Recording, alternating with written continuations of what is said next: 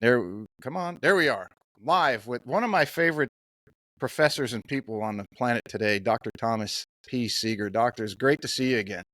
Thanks Well, for actually, having me last back, time, Pete. yeah, last time we did, it was all, we didn't have the technology back when we did your first episode, but now we've everything in the podcast world is advanced, and it's good to see you. And you've been doing a lot of things, and I'm very interested, as well as a lot of listeners sent me messages. I can't wait to hear your updated um, discussion, because they know I do the ice baths, and they know you're a world class expert, and it's a pleasure, and I was really looking forward to this. Yeah, me too. It's good to see you this time. Yes, absolutely. So you in our recent discussions, when I reached out to you for some, we'll get into some of your competition a little later, but when I reached out to you with some questions about your competition, we got into a discussion that could have been a podcast, but what I thought was interesting, you were back in almost full control of Morosco Ford now, which is Ice Bath Company. When you're talking Back about to the Steve. competition, you're talking about the ice bath business. Ice Bath Because, business, yes. right, when Jason and I started Morosco Forge, there was no such thing as an ice bath. You could buy a cold tub. It was a hot tub and it was converted to have a chiller in it. You could buy that. It was very expensive, but we wanted the ice, floating around in the water, just like when you buy it at the store and you pour it into the stock tank. And for us, no ice meant it was not an ice bath. So we invented one, and it was pretty crappy. It made ice, which was the most important thing. But we had so much to figure out along the way, and we decided we were going to do it slow. Part of that was because there was a lot I didn't know, Pete. I didn't know about digital marketing. I didn't know about sales funnels. I didn't know about all the books, the $100 million offer or whatever the heck. I didn't know who Gary Vee was. I didn't know who any of these celebrities were. I wasn't even on Instagram. I didn't know how this stuff works. So we were just like building, a machine and getting in there. And we were thinking, well, our friends and I are going to really like it. A number of other companies showed up, and they understood how hard it was to make ice, so they did something else. You can take a bathtub, drill a couple holes in it, attach it to a chiller you get from China, and it will pump the water out of the tub into the chiller and then back to the tub. All you have to do is install a filter, maybe a UV or an ozone disinfection kind of thing. And you're like, look, I'm in the ice bath business. Now, it's not an ice bath, but to their credit, most of them are calling themselves cold plunges. And they're way cheaper. They're way easier to make. And that grew way faster than Morosco ever could have grown. We just weren't set up for that kind of marketing and that kind of scale. The plunge, they went on Shark Tank, which I think is a huge boost to their marketing. There's another guy out there who makes a halfway decent product, Renew, and yet we're still doing Morosco ice baths. And we get a lot of flack for being more expensive. But gosh, there are now 100. Look, if you want like the polar Arctic ice monkey plunge pod tub, that's available to you online. There are 100 companies that will sell you some cheap plastic thing that can get you started in this, practice of cold water immersion right away. We just don't happen to be one of them at Morosco. Yeah, you guys are. I've said it many times. The Rolls Royce, or that's going to date me. If I had hair, it'd be gray. So I guess it would be the Tesla or the Rivian, or whatever the highest end. Bugatti is still up there. I think you guys are at that level with your product, and it is. You're right. The ice production. It's a. No one else says they're an ice bath, but like you said, they're cold plunges, and there's a major difference.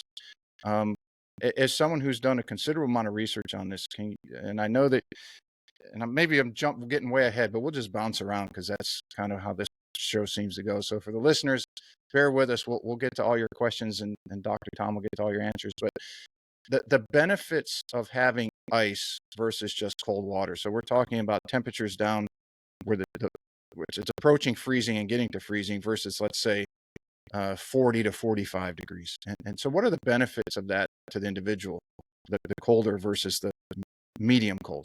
It's all psychological. Getting into, the 45 degree water, It's going to activate your brown fat. You're going to get a gas reflex. You're going to get metabolic benefits. You can reverse your type 2 diabetes. You can reduce inflammation. There are so many good things about cold water. You don't actually need the ice water. But you probably saw Huberman and Rogan, and they're going at it. Rogan's kind of giving him some crap because Huberman says, well, I keep it, 40-something degrees. And Joe goes, why so warm? And Huberman's, well, I can stay in there longer. And Joe's like, no, 33 degrees. And Huberman, who's so polite, so gracious with Joe, he's like, well, we have both, but that Morosco, boy, that's pretty cold for me. Then Brecka comes on the Rogan show, and Brecka says, Joe, I haven't seen a lot of evidence that there's any benefit to going colder. So why do you do it? And Joe says, because it sucks more. Yes. And I'm like, that's our new Morosco marketing tagline. Morosco, the ice bath that sucks worse. Because it's about the mental benefits when you're getting down into that 34 degrees, 33 degrees, where the ice is flowing in the water. And you can say, well, what are those mental benefits? And the irony is that Huberman explained them better than anybody. He had Goggins on his podcast. That was a and great Goggins episode. has been on Rogan too. Nobody knows cold water like Goggins because he doesn't talk about it much, but he suffers from Raynaud's disease. If you're not familiar, Raynaud's is a complex interaction. I shouldn't really call it disease, but maybe a syndrome. It's a combination of the psychological and the physiological in which your body overreacts to cold. Part of your natural defense mechanisms against the cold includes vasoconstriction, where your blood vessels shut down the circulation to your extremities. So your fingers, your toes, your arms, your legs. That keeps the blood in the core, reduces the rate of heat loss, and defends your core body temperature. But in Raynaud's, it goes to such an extreme case that your fingers turn chalk white.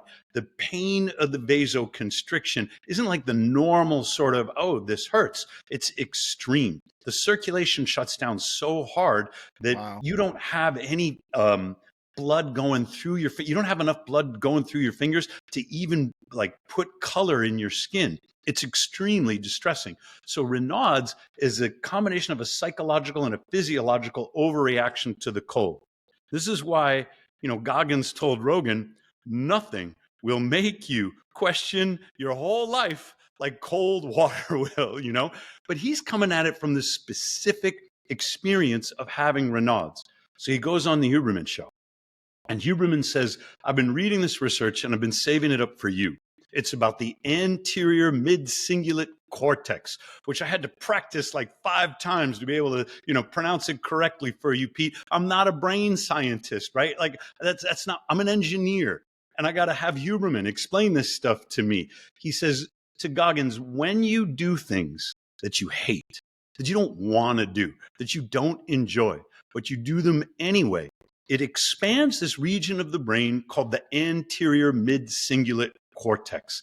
And Huberman says some scientists believe that's the region that contains your will to live, like your willpower to keep going. And he's saving this up for Goggins because he knows Goggins is so challenged by the cold. And he knows Goggins is like the toughest man in the freaking world, doing the super marathons, despite the fact that his knees barely work. And he's like, David, you must have the most enormous anterior mid-cingulate cortex. But what does Goggins do a month later? He posts his hands, and they're chalk white. David's white. Skin is darker than you and I, right? But he puts them up on Instagram and there's no pigmentation in there. And he says, this is my Raynaud's. And we're getting this from a guy who trained in the Pacific Ocean, off Coronado Island, where he's got to carry logs and things through the surf because that's what Navy SEALs do. It's underwater demolition training is the BUDS program that they go through. He is the toughest man in the world. I've never met him. I don't know him. But as far as, what I'm watching him do, the cold is hard. 49 degrees will get you a lot of metabolic benefits. But if it's not 39 or colder, it doesn't scare the crap out of you. And that's why Joe, he'll post from his backyard in Austin and he'll say, there is no part of me that wants to do this right now. which is why I do it. That's why I need the ice, because I need that feeling of having the crap like scared out of me. It's called anticipatory anxiety. It's the Viktor Frankl worst. may have coined this term. Yes, it is awful. Anticipatory anxiety. You look, nothing bad has happened. You know, I'm standing, I'm warm, I'm looking down at my Morozko, I'm seeing some ice. Why do Joe says you got to kill your inner bitch? I'm looking at this ice. Why am I feeling like such a wimp? Why am I have a voice in my head kind of like talking me out of it. I could skip a day. I don't really have to go in. That's called anticipatory anxiety, where you are afraid of the things that aren't even happening yet. So get over it, get in there, feel that gasp reflex, and then 15, maybe 30 seconds later, you go, this isn't so bad. That's actually kind of chill. It's actually Like, kind of feels good. yeah, Once I remember when Rogan, I think, first got the Morozko, he was still in California. And I think the first time he got in and he did the video, and he was only in for 30 seconds or 45 seconds, and he got up, barely even that, if I remember correctly. And I think Jocko Willink and a bunch of his friends gave him so much shit that the next day he went back in, but he stayed in for something crazy, like 15 minutes. And it's like, no. Rocco called him up and he Yeah. said, Joe, my teenage son can do 20 minutes. You know, what the hell was that? And, you know, I guess maybe he kind of shamed Joe into it. I don't know. I wasn't there for the conversation. I've never talked with Jocko, but the way Rogan explained it the next day, he was like, okay, Jocko said I need to toughen up, so I'm going to do that. It was the most boring 20 minutes of Joe Rogan that you've ever seen. Like, maybe you don't like his comedy and you think, well, that was a dumb set. Or maybe you don't like the way he, you know, works with the UFC or whatever. You're like, I just don't care for Joe. But you will never be as bored as watching Joe Rogan for 20 minutes doing, and that's all that it does. And then he gets out. And then he said he tried warming up a little bit, but he had to go. He had to drive into his studio. You know, he's got a life. He's got to go to work. He said he could barely, you know, control the vehicle. And I want to go, Joe, don't, you know, you do not operate heavy machinery if you've done 20 minutes in the cold. You must rewarm. The most dangerous thing Joe did that day was driving to work. The actual 20 minutes he spent in the Morozko, not dangerous. It takes a long time, you know, for hypothermia or other dangerous effects to arise, to come to pass. You can be in there for more than 20 minutes. I'm not recommending it, and it's not comfortable. But I guess if you're an Instagram influencer and you got an audience like Joe, maybe you want to show off. Maybe you want to call Jocko back and say, hey, screw you. Then one time you got to find out. The you know, when I was when I still had the Traw, was when I had you on last, and my brother had wanted to get into it because he listened to our episode and he goes, I got to come over and get in there, and this was when I was, you know, after talking to you and reading, you write a lot on Substack and following you Morozko and everything I can on that, and then reading Wim Hof's some of his materials. Can't get around to reading all of it, but the point is, my brother got into it and he got in. I think his first time was around 45.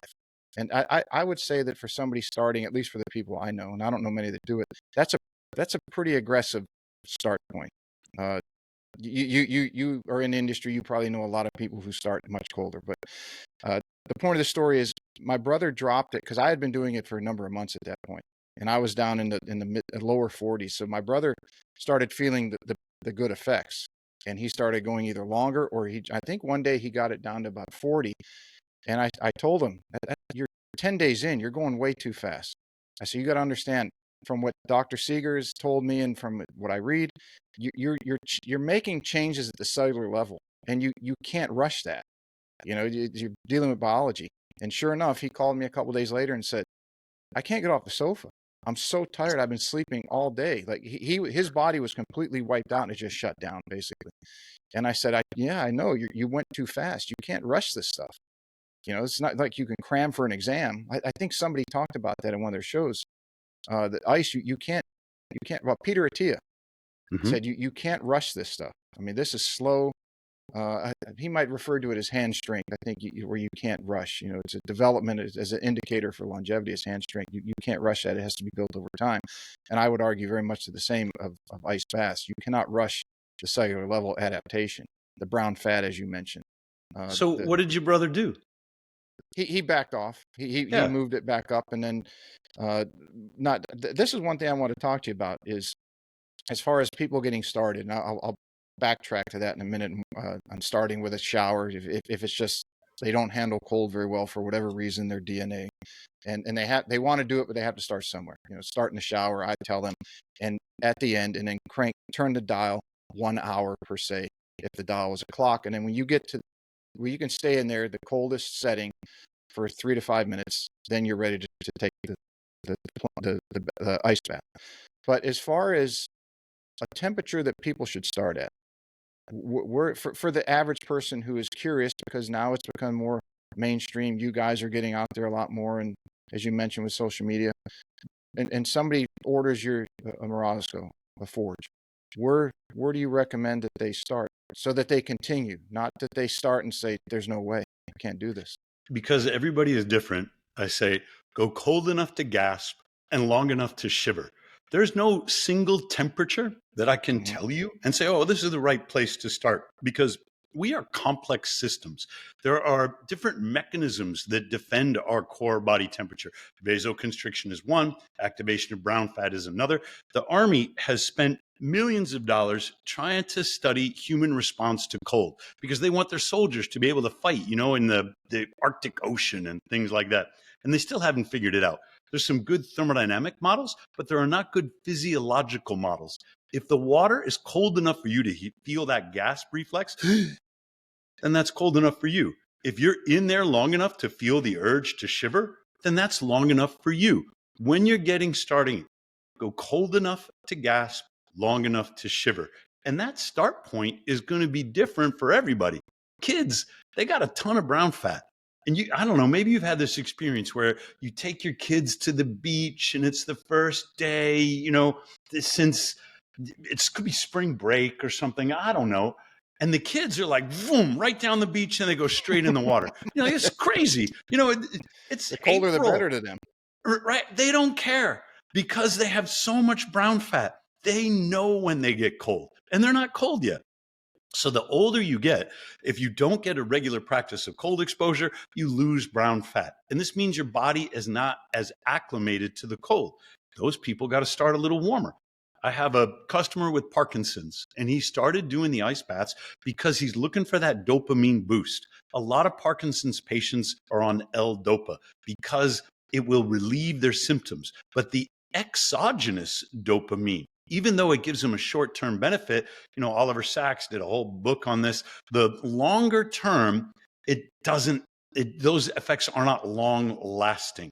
Their dopamine receptors don't respond to the exogenous dopamine the same way over time. So he thought, I want to stay off the L-Dopa. I'm going to try the ice bath. That means my body is making its own dopamine. We'll see if that's better. He started at 60 degrees. He's in his 60s, and he said it scared him because he couldn't at first tell the difference between the shiver, which is for thermogenesis, and the trembling that is associated with his Parkinson's.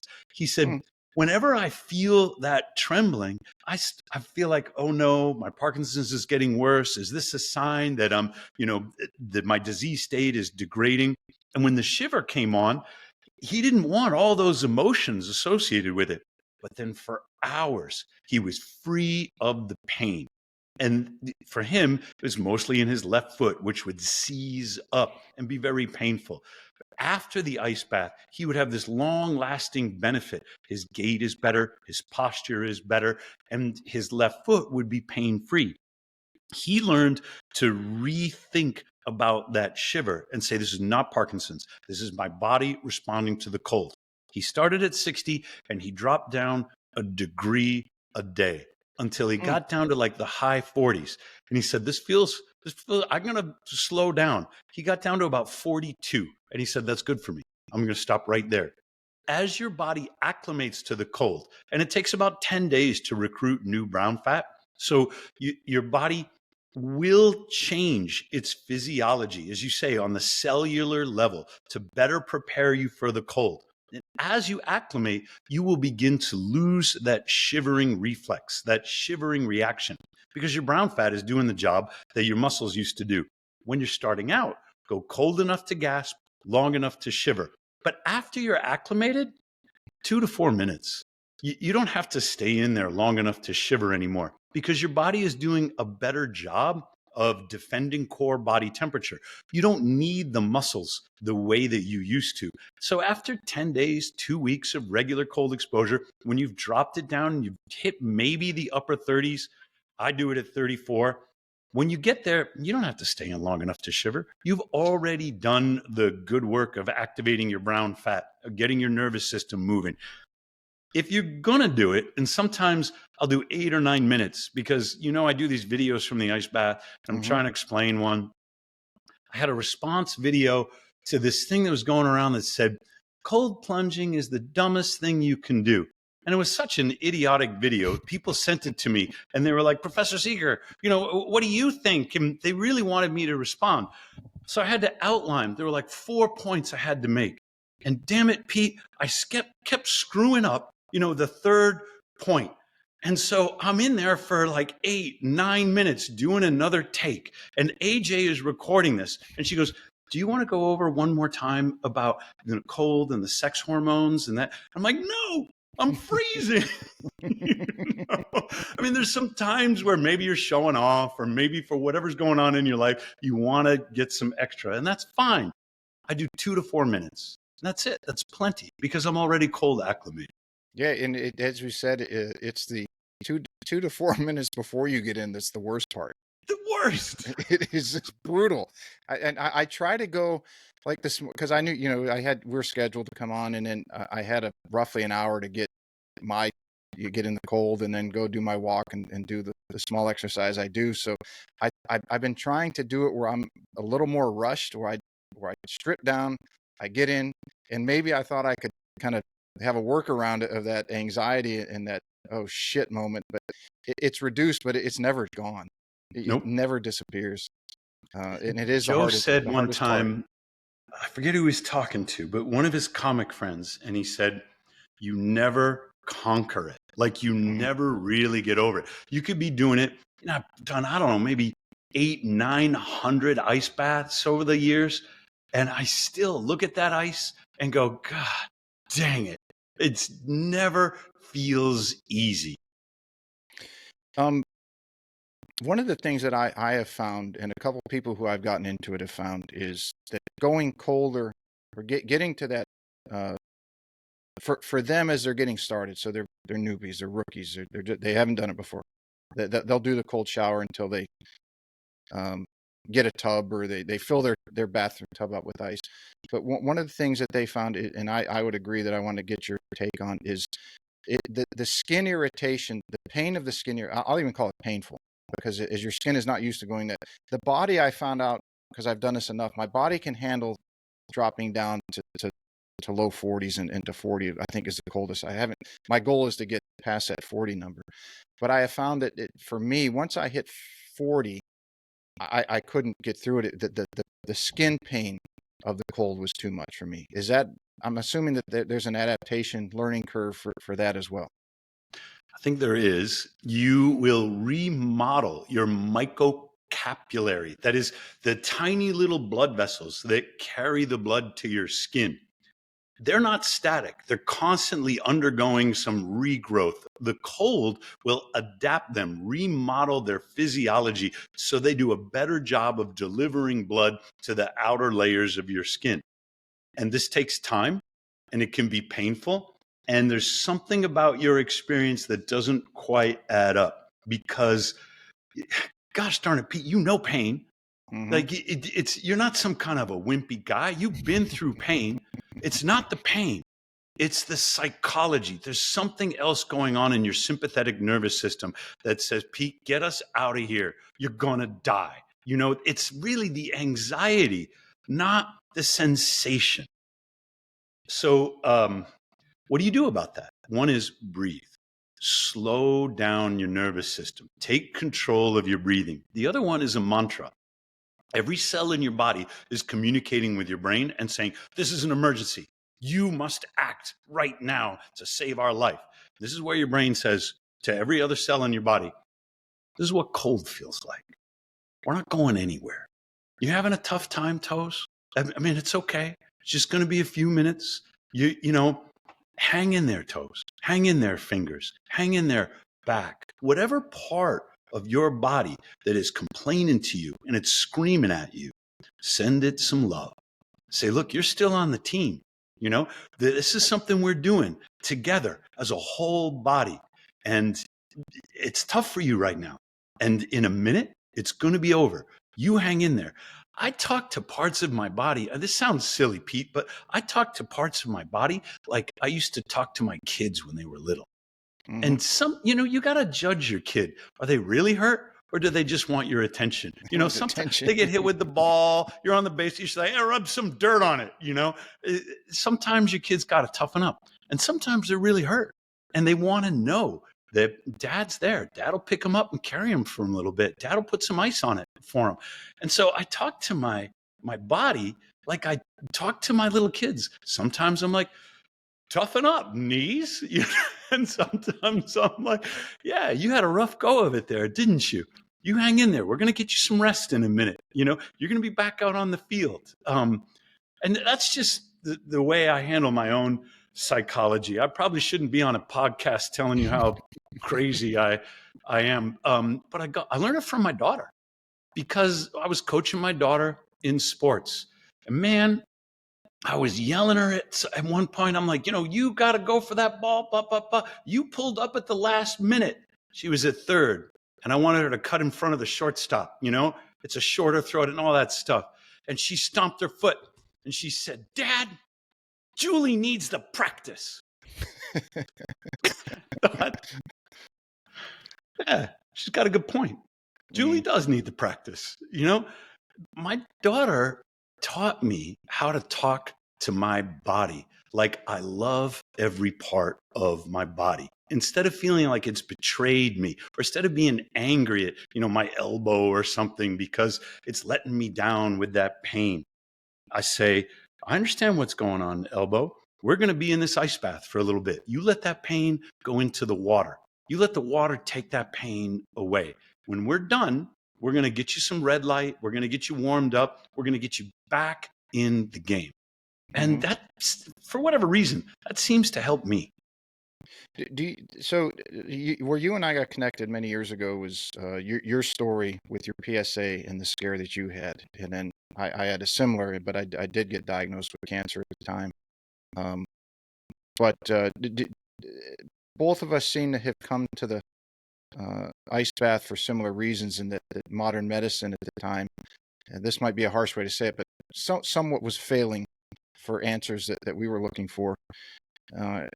But then what kept me in it after I drifted away from it to deal with the disease, and thankful for the people at Hopkins that helped me. But as I was struggling, because after that, they're very cautious to allow you to get back on testosterone. And as men over 50 in today's world, and mine had plummeted to almost the low 200s. I mean, it was abysmal. But as I was not really allowed, or it was highly recommended, do not get back on it. Let's just go for a while post-surgically and see how your body adapts, because we want to make sure that everything's out. We think we got it, but we want to make sure, and we don't want anything growing back right away in particular. So I had to find ways to increase my at least to feel better, and reading and remembering your story and reading your story about how you raised your testosterone levels and you lowered your PSA and you got healthy with ketogenic diet. And I was doing a lot of those things, but I'd gotten back into the ice for the reason of I had to find a way to have some sort of energy throughout the day. And then, because this has become more mainstream with Rogan and Huberman and Suzanne, I want to say her name correctly, Sohenberg, Professor Sohenberg, that the dopamine and epinephrine effect from getting in the ice lasts for, and it could vary from person to person, but roughly 4 to 7, 8 hours post. And I can speak from experience that yes, you get this kick And it's like it's nothing. It's not like it's similar to being a kid again, but it's like you're an adult, but you have this burst of. I'm not going to say you can go run a marathon, but you just feel euphoric. Yeah. And it's not going to be overwhelming. It's not going to overtake somebody. So I don't want someone to go fill up their ice or their tub with ice with 100 pounds of ice, get it, and they say, well, Doc and Pete were full of shit on the podcast. I don't feel euphoric. No, you just feel generally good about yourself and society at that point.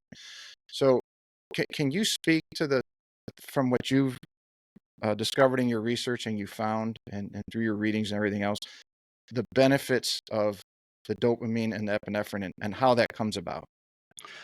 Your experience with allopathic medicine makes me angry. Not angry at you, but angry at these institutions of modern medicine, because I'm going to be 58 this year. What does medicine have to offer me? Pills, a Mm-hmm. lifetime of prescriptions. Um, maybe at some point, joint replacement surgery. The damn thing about medicine is that if they can convince me that I'm sick, I'm a gold mine. I've got some wealth. I've got great insurance. I'm at this point where if they can convince me that being older requires me to be on prescriptions, requires me to go visit the doctor on a regular basis, requires me to pay for whatever these things are that they want me to do because, well, that's just what being older is like. What a crock of nonsense that is. Mm-hmm. Your doctors are wrong. Now, I'm not a medical doctor. I'm an engineer. And in a way, it's an advantage because I didn't go through years of being brainwashed in medical school. All I do is I read the journal articles. I talk to other men like you and me. We trade experiences. I say, well, this is what happened to me. And it turns out that this idea that testosterone will somehow aggravate prostate conditions, will somehow promote the growth of prostate cancer cells is false. And there's been review article after review article demonstrating that this is false. Low testosterone is associated with increased rates of prostate cancer. High testosterone protects against prostate cancer. But there's a number of medical doctors who weren't trained that way. And they're not reading. They don't have time to read the science. And so they get a guy like you and they're saying, well, we got to keep your testosterone low. And I know that low testosterone is associated with depressed mood. I know low testosterone is associated with low energy. I know low testosterone is associated with low libido. I know that men with low testosterone have shorter lives because it's associated with increased mortality, at least in the extreme. But we're going to keep your testosterone low because we're afraid of prostate cancer. And it is totally the wrong thing to do. So, of course, I get angry. But I didn't find any of that out until after I went through my own journey.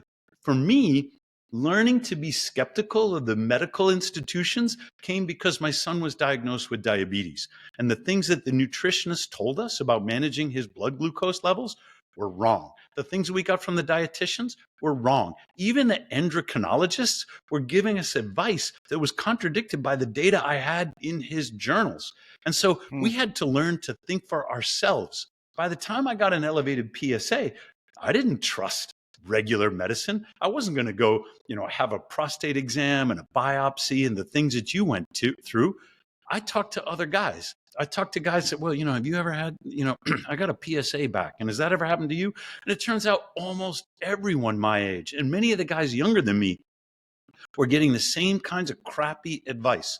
Well, it's part of getting older and there's really nothing you can do about it. And now that you're 50 something, you should probably be on this medication for your blood pressure, this medication for your cholesterol, this medication and it is all crap, Pete, because we do not have to age the way that allopathic medicine is trying to convince us that we're supposed to age. I am sick of normal. I don't want to be normal anymore because normal is diseased. And normal is on like 4 different prescription meds. I will do anything to avoid going to the doctor if I can. So you were asking me about the dopamine and the norepinephrine, and I love that feeling of feeling younger. I love that feeling of what it was like for me, when I was building sandcastles as a kid, or when I was snorkeling around, or Shoot, you remember there were some really bad winters in the 70s. I grew up in Pittsburgh, and I remember schools were closed for like a week because we had Mm-hmm. some really bad snowstorms. But this was great for me because first, school's closed. And I'm like, huzzah. And second, I got a shovel. And that means I can go right up and down my street, shoveling sidewalks for like $5 a house, right? And Yep. I can make $35 in a day and then spend the rest of the day sledding, down the freaking hills Snow at Chatham forts and all College kind with of my fun stuff. friends. It was fantastic. I love having that feeling. So at Morosco, we have what's called the ecstatic guarantee. It's not a satisfaction guarantee. If you don't feel ecstatic, then you can have your money back. Because the good thing about Wow. selling an ice bath is somebody gets in, they know it's working. They know something is going on, and they might hate you. They might get in there, and for 15 seconds, they're like, I can't believe I listened to Professor Seager talk to Pete about it, and I can't believe I spent $15,000. This is the worst. And then they go, actually, it's not so bad. And when they come out, they're like, this is fantastic. That's our guarantee. You will get that feeling of ecstatic, like love to be alive. And if you don't, that's okay. Here's all your money back. We're going to send that ice bath to somebody who will get that feeling. Mm-hmm. On the testosterone, when mine did plummet, and when my eyes were open to that testosterone is, or low T is the cause, not having testosterone. The very simple question, who the Dr. Michael Hollis, who I've had on, I got to connect you to him. He's trained in Canada as he's a hormone specialist here, but I guess I think, and I could get this wrong, I don't want to get him in trouble, but I guess I'm saying it, not him. I think he was trained as an internist in Canada, but when he came to the U.S., he had to gone through schooling again to keep his designation. So he had a hormone expertise, I think. So he said, "No, I'll stick with this." But he said, "Well, why don't teenagers whose hormones are raging like crazy, and boys, their testosterone is in the arguably 11, 1200s. Why do they not have a high incidence of prostate cancer if cancer was the cause, or any cancer if cancer was the cause of, testosterone is the cause of cancer?" And it got me, that's a very, very good question. And what I found out, because even when I was on testosterone, before the ice baths, before getting back in the gym, it didn't even hit 500. But when I was doing the ice pre-workout, as you recommend and have been recommending, you've been screaming it from the mountaintops, and it's finally starting to be heard. And then you go to the gym, and then I would get in the sauna. Then the last time they checked it, I think it was last fall, was 700. So it's jumping, and everyone is saying, "Wow, this is very interesting." I'm like, "Well, yeah, you need to listen to Dr. Tom on his research." I mean, he's a professor, but he's done a ton of research on this. He's the catalyst for all this information from a Wim Hof that you don't have time to read. He reads it, or to Goggins or to Huberman and all these people. So yes, this stuff does work. Now someone could say it's anecdotal. I'm like, yeah, but it's anecdotal to a lot of people. A lot of people are following Morosco's recommended regimen. So as we're talking about that, can you speak to where you found the information? I think it was a Japanese study, if I remember, that you sent me. And the theory behind doing the ice pre-workout, where so many want to do it post-workout. I didn't set out to boost my testosterone. I was doing ice baths every day because I was afraid for my life. I'm not saying I was rational about this. Like, I started reading about PSA, and I know now it means my prostate is inflamed. It doesn't mean I have cancer. Mm-hmm. But if you go online, there's a lot of scary information. They say, you got to go get a prostate exam. You should have a biopsy just to be sure. If you catch it early, then it's treatable. And so I'm reading all this stuff from WebMD or Mayo Clinic or whatever, and I'm like, Yep. That's it, I'm going to die. But when I talked to other men, there was no way I was going to let a doctor take my prostate out. I had just been separated from my wife. I was trying to figure out how to date again. And in my head, I was like, no woman is ever going to love me if I suffer from a lifetime of erectile dysfunction. So I was in a really low state of mind, thinking that I'd rather die than, go through the surgery. I didn't tell my daughter. I didn't tell my wife. I didn't tell my son. I didn't tell anybody because I thought they were going to try and convince me to go through the treatments that I Mm-hmm. knew I wasn't going to do. So I got in the ice bath because I was scared as hell. And then when I got out, I was cold. And so I'm like, okay, what am I going to do? I'll get some push-ups, and I got my steel mace, and that made me feel tough, And then I'd walk to campus. I live about a mile away from where I teach. And so I'd get, some steps in. PSA came down from 7 to 1.5. And 1.5 is no elevated risk. And I felt good about that. But of course, I'm having everything done, this male health panel, the cholesterol, because I'm getting health conscious. And that's when I discovered that the testosterone went up to 1180, which is out of range. I didn't know what that meant, but I had to kind of figure it out. I got to go to the library. I got to do some more reading. It was a 1991 study in Japan, and they took these young men and they said, we want to do the exercise and then the cold, like everybody does, and we're going to measure testosterone and luteinizing hormone. We're going to see what happens. When they did the exercise bike and then they did cold stimulation, it wasn't even, whole body up to the neck. They just did from the elbow down immersed in ice water. So that's cold stimulation, and it took their testosterone and their luteinizing hormone way down. That's a weird result. And for some reason, these Japanese researchers said, now we're going to reverse it. Now we're going to do the cold stim, and then we're going to do the exercise bike. And the T levels went up, and the luteinizing hormone went up. It's luteinizing hormone that stimulates your gonads to make testosterone. So if the luteinizing hormone is high, you figure your testosterone is also going to be high, or maybe there's some disorder. That's because you're producing it yourself. It's not coming. It's not exogenous. Correct. It's not cream or a shot or some other way. It's your body is making your luteinizing hormone is saying, "Hey, crank it out." And your luteinizing hormone could be low with high T if you're taking injections or if you're on exogenous, TRT, which is all fine. But these Japanese, they reverse it and they find out cold before exercise gives you this big boost. And I'm like, that must be what happened to me. So I wrote an article. Nobody frickin' reads my stuff, Pete. It's up on Morales Coforge. Google hates it until Joe Rogan found it.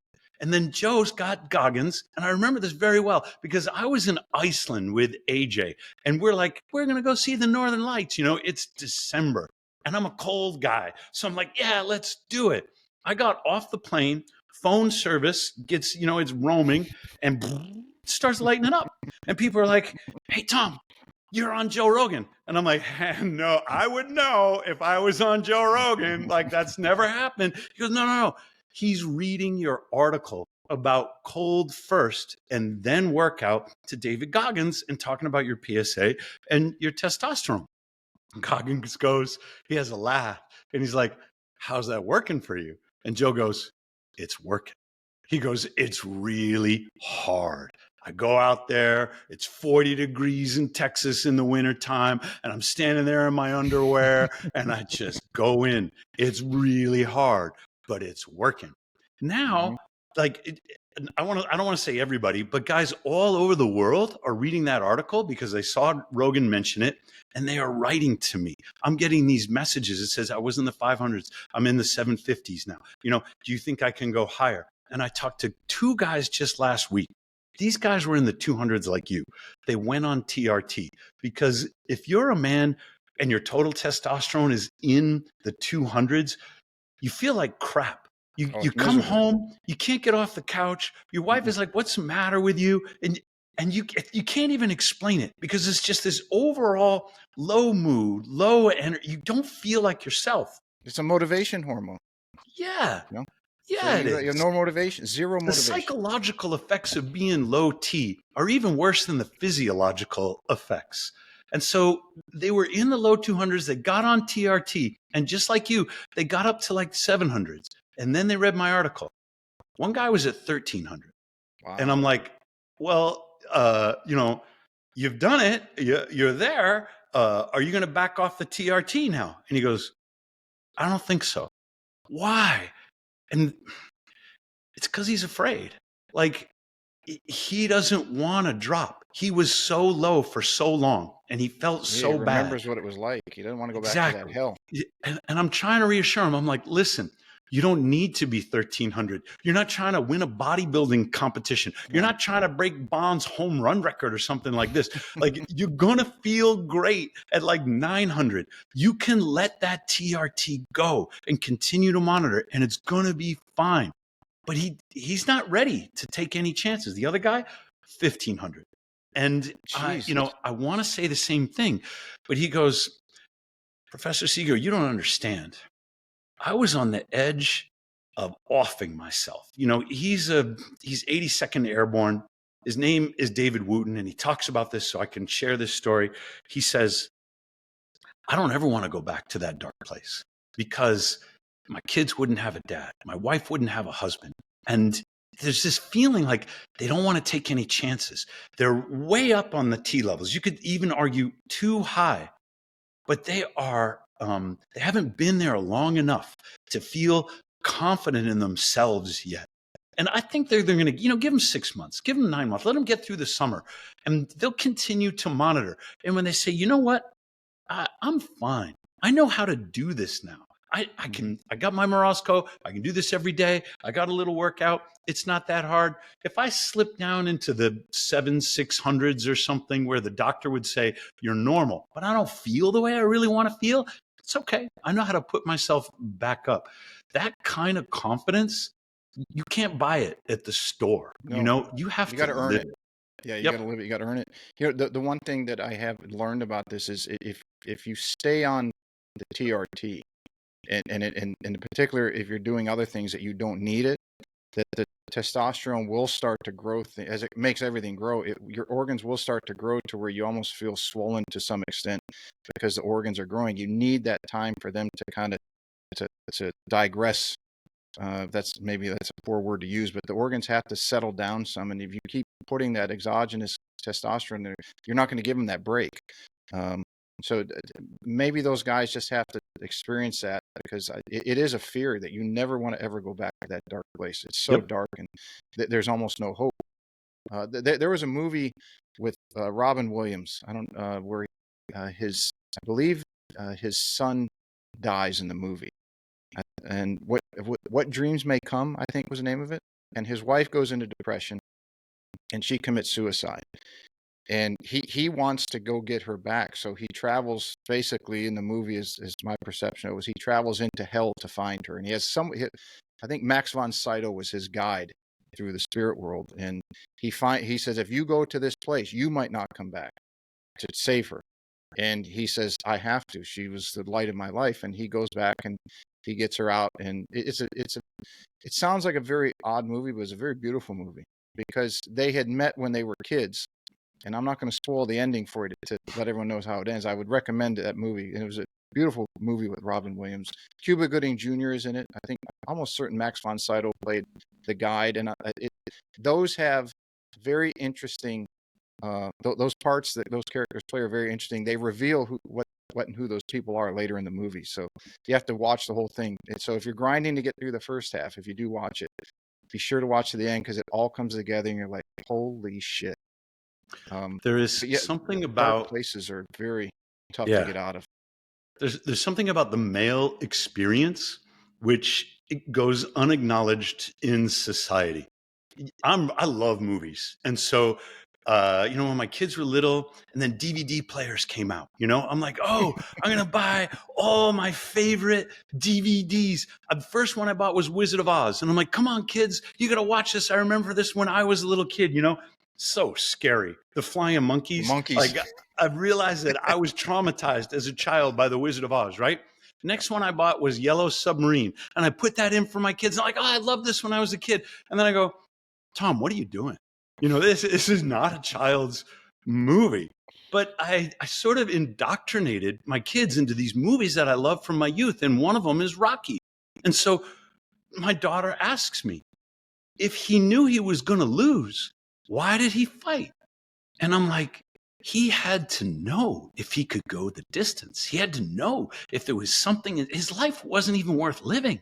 So he had to get in the ring and say, is there something inside me that is worthwhile? He had to find that out about himself.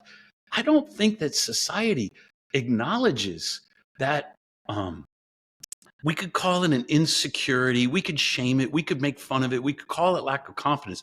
But that need for a man to find his purpose in this world, and it doesn't come easy.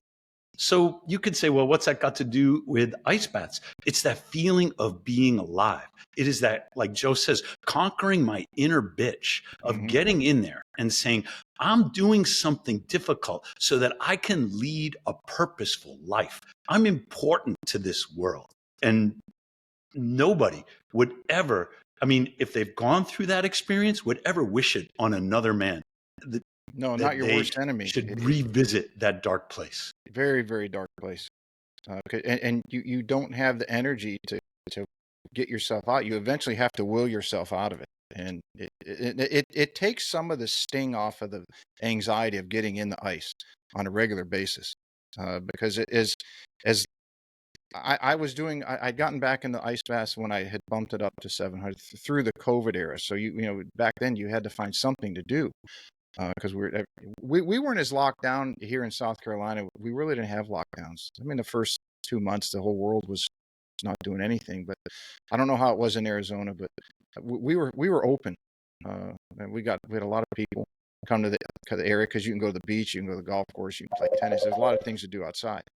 But for me at that time, as life was returning back, the society was turning back to normal, I had to start doing not just like 11 in the morning or 2 in the afternoon ice bath, but I had to start doing it first thing in the morning. And that I think I messaged you. I said, the first thing in the morning ice bath takes the ridiculousness of the difficulty to a whole new stratosphere. Because as I learned through you, your body's still warming up in the morning, and now you're going to throw it in a cold water and ice water to basically you're like 10 timesing the shock. So I had to adjust the temperature and kind of start again and work my way back down. But that was a very, very interesting thing. But along the lines of you have to have purpose. And if I could just tie it into golf very quickly, obviously we're on a golf podcast, and I will get into the when you should do it as far as golfers are concerned as well, because there are benefits to post workout, which would be post round versus pre-round. To your point, when you hit that low, you have to will yourself and dig yourself out like a Rocky. That's fictional, but as far as real life, it is a very bad spot to be in, and you don't have any other choice, and you are looking for something to grab onto to pull yourself up and out of this hole, this very deep, dark hole that you're into. And it's I don't know if it's coincidental or not that your company and this thing in society has kind of come around at the same time, and it's like the antidote to what society or men are experiencing in society, and women as well. It's a different hormonal structure, of course, but women have had tremendous of positive effects from getting in the ice. My girlfriend now, she finally getting her in. She dipped her toe in, and now she's getting into it more and more. She's starting to feel better. That's terrific. I mentioned that I separated from my wife. I've been dating AJ for 7 years now, and the ice bath has been important to her as well. She wrote the foreword. Okay, so here's the book, Uncommon Cold. She edited it and she wrote the foreword, and she talked a little bit about the fact that she's in several of these chapters. Mm-hmm. A lot of people don't realize that testosterone is the dominant sex hormone in women as well. And it's because when they get their labs, the estrogen and the testosterone are reported in different units. So it looks like the estrogen number is higher, but in a healthy woman, she'll have 3 to 4 times as much testosterone as she will estrogen in her bloodstream. You just have to do the units conversion. Well, the problem is that there are no approved protocols for women with low testosterone. And so any clinician that's trying to help a woman, they've got to adapt a male protocol and try and figure that out for her cycle and monitor very closely. That's no way to do it.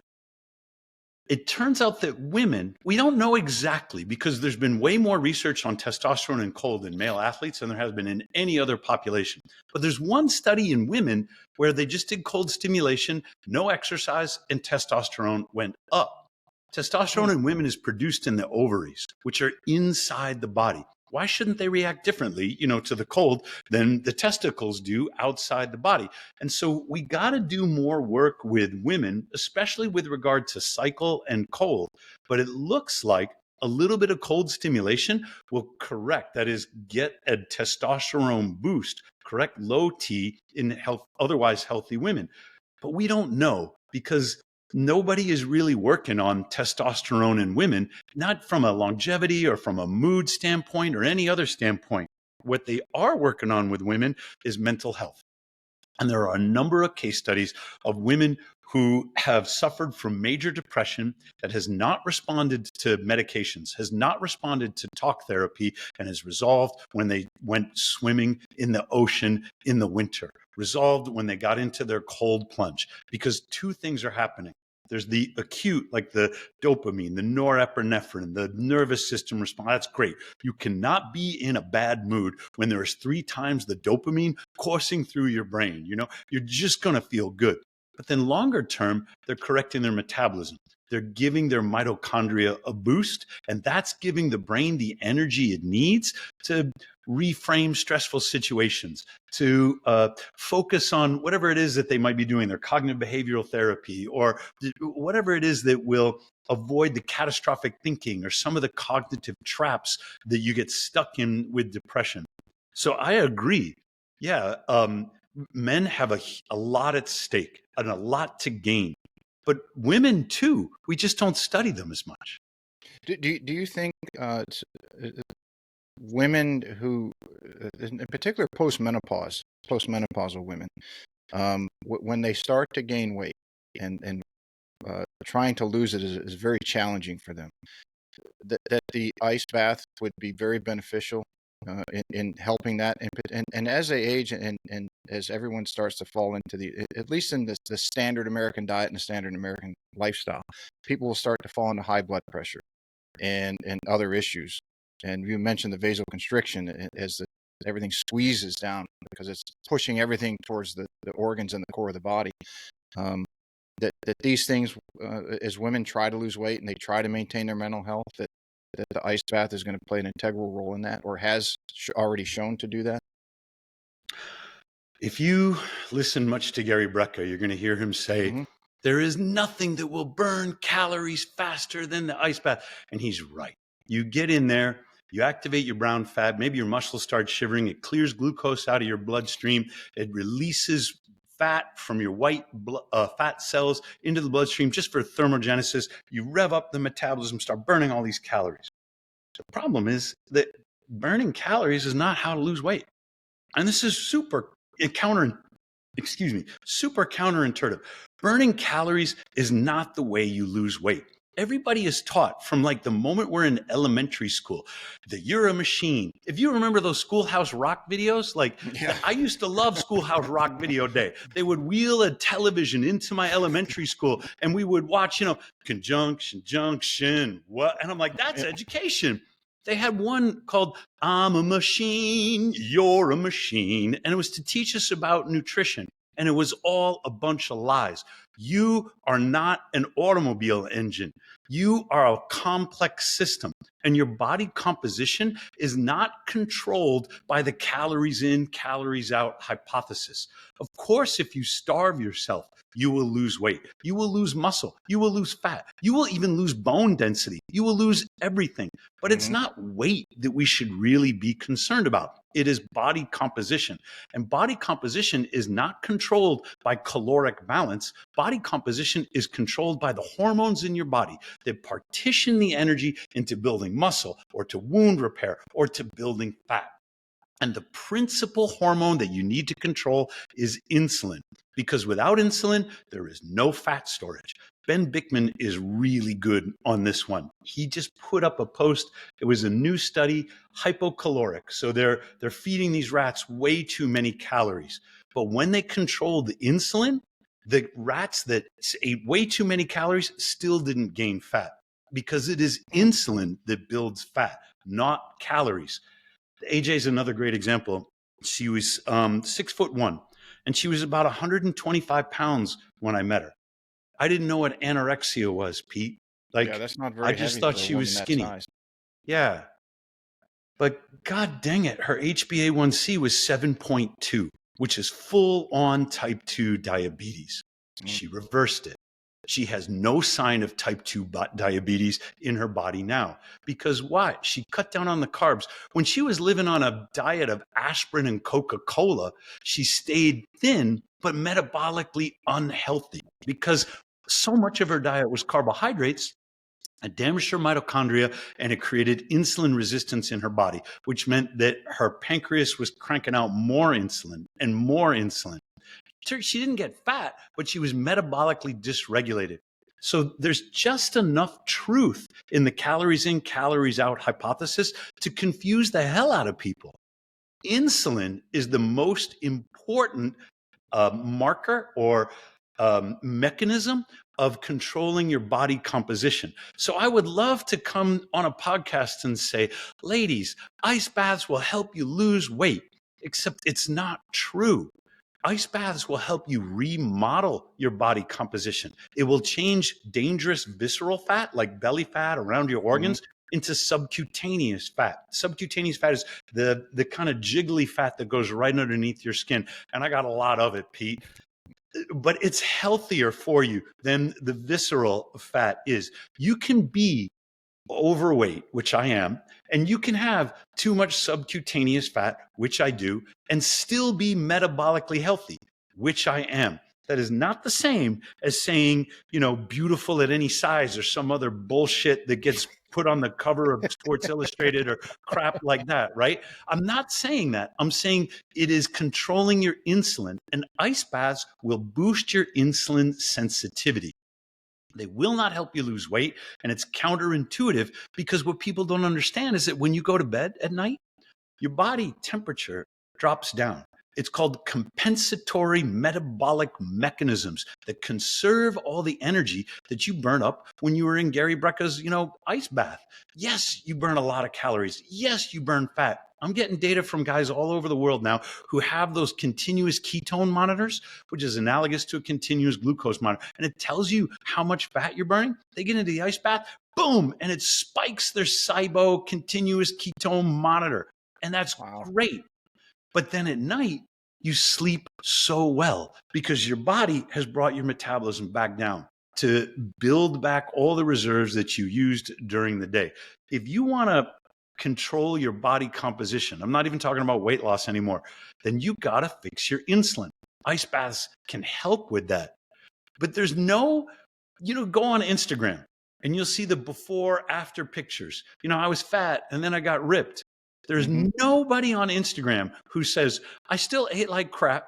I don't exercise at all, but look at me. Look at what happened after I said, you won't see those pictures because they don't exist. Ice baths will help your metabolism. They won't help you lose weight. And that probably just cost me, $1 million worth of Morozco sales or something, because wouldn't it be great? I'd love to tap into that $1 billion a day weight loss industry. I just can't do it truthfully. Yeah, but from listening to what you said, it plays a major role in getting your body's chemistry to a position or a baseline where it's supposed to be that will allow you to lose weight. Now, if you do the other things, if you eat clean, ketogenic, or whatever your definition of clean is, so long as it doesn't include a lot of processed foods, and you exercise, so you move more, you're eating better calorie rich or better calories, we'll call it that. And you're exercising, you're moving more. But the ice bath is part of the catalyst that allows your body's chemistry to utilize what you're putting into it, so it's running much more efficient. It might not help you lose weight, but it's definitely going to put the weight that you gain in the right areas. Correct. I think that'd be fair to say. Yeah. It's such a good way to say it. The cold exposure will reduce, for example, liver fat.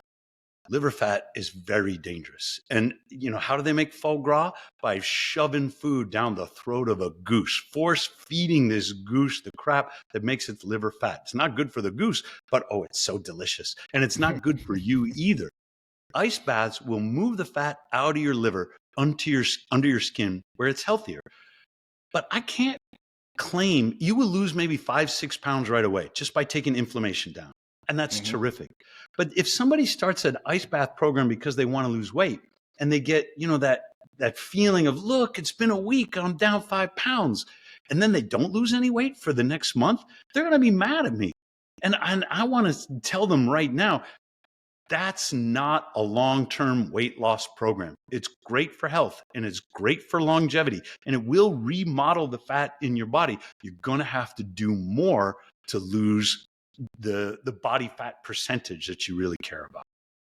It is, we touched on doing your ice bath prior to your workout for enhanced testosterone, and that would be for both men and women, as you already touched on how important testosterone is for women as well, and the influence that the ice bath will have on that as far as your metabolic or body chemistry makeup. But so like golfers, and golfers, whether they're an amateur or they're not very good, but they enjoy the game and they play on whether they play once a week or regular basis, that level golfer usually play in a member guest tournament where they're playing multiple days in a row, which is very different for them, and they're going to experience soreness like they have not experienced before. And then everybody in between, all the way up to the best players in the world who are playing regularly.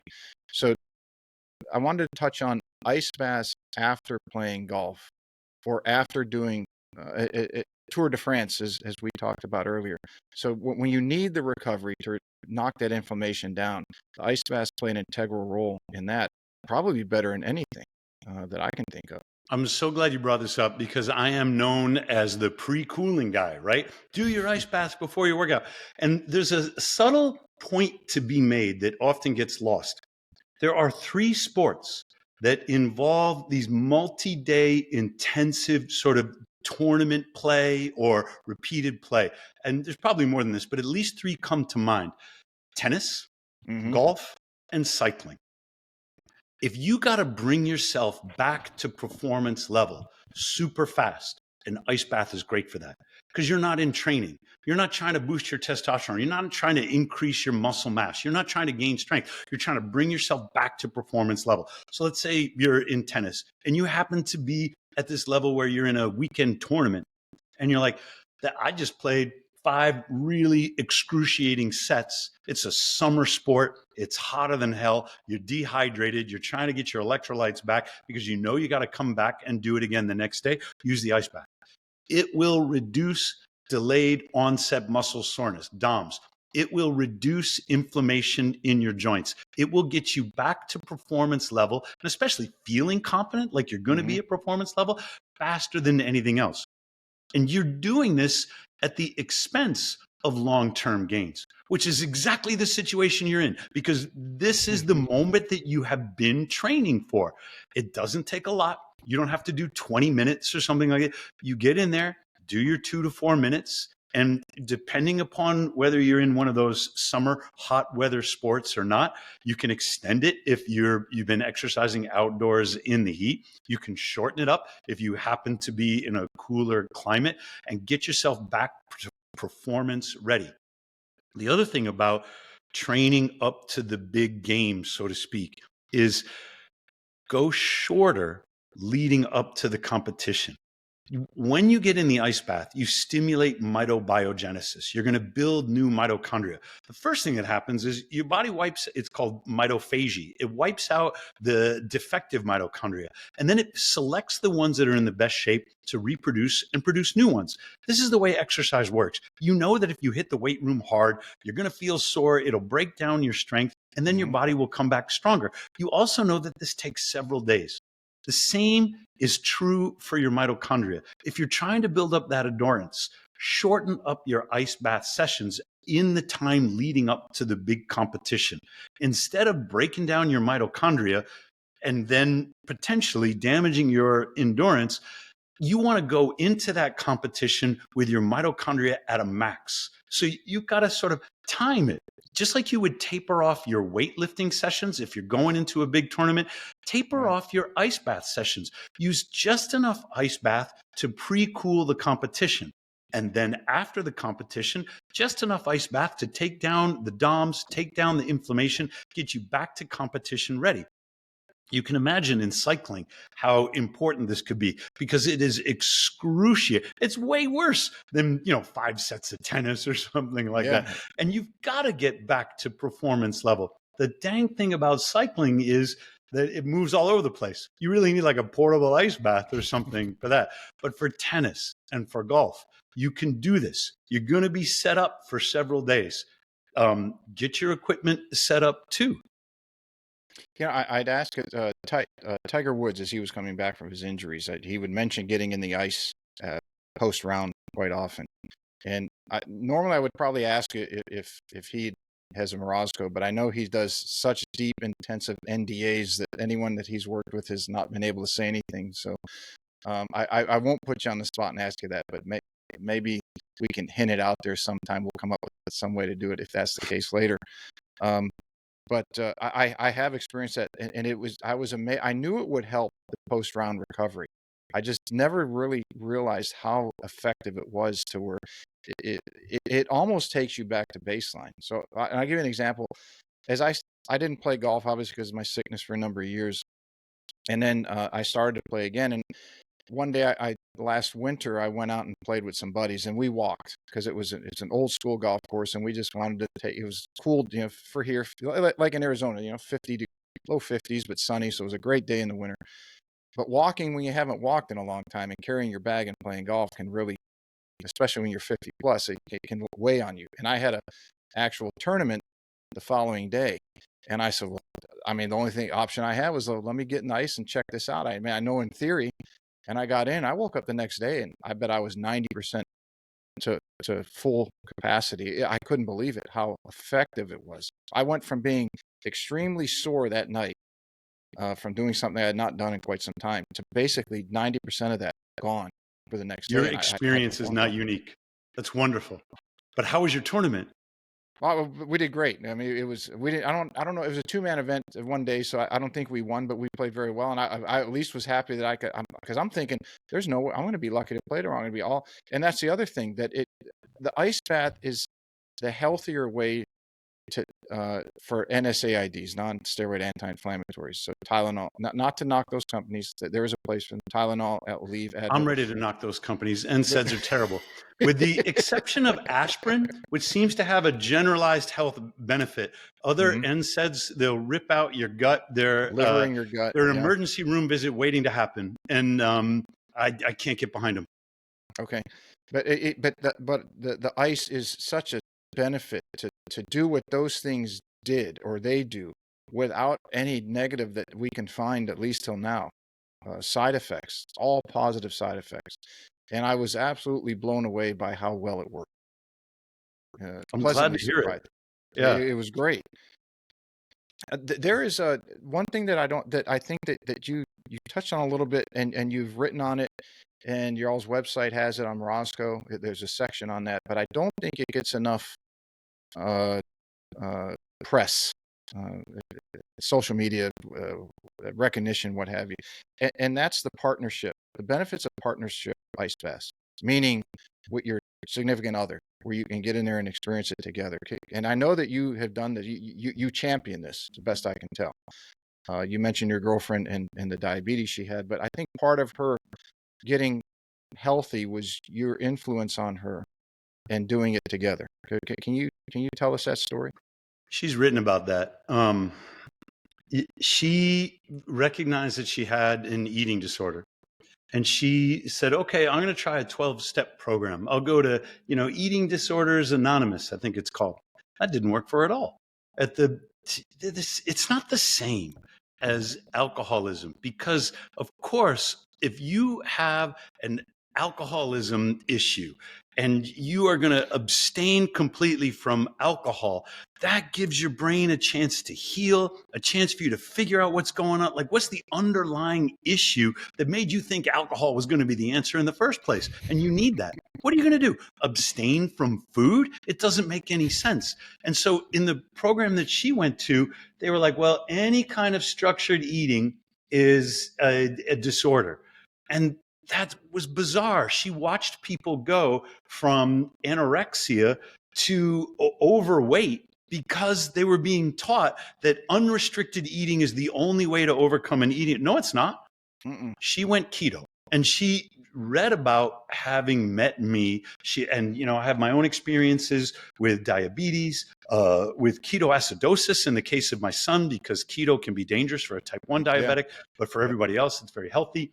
I was doing keto for my prostate.